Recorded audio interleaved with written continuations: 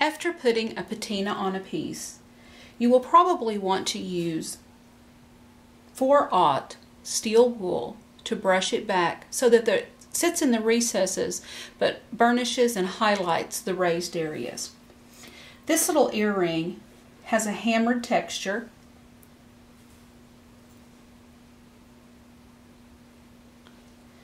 And I'm using this 4/0 steel wool to gently burnish back and remove the patina from the high spots.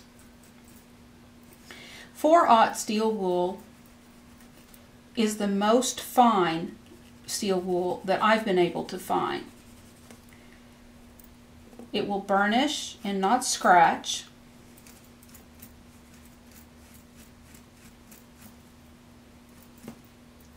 It will remove as much patina as you like or as little.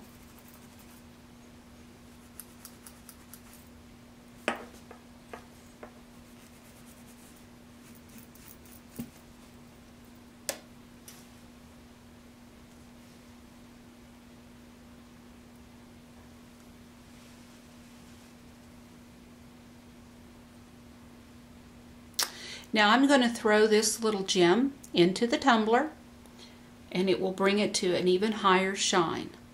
If you prefer this matte finish, then you're done.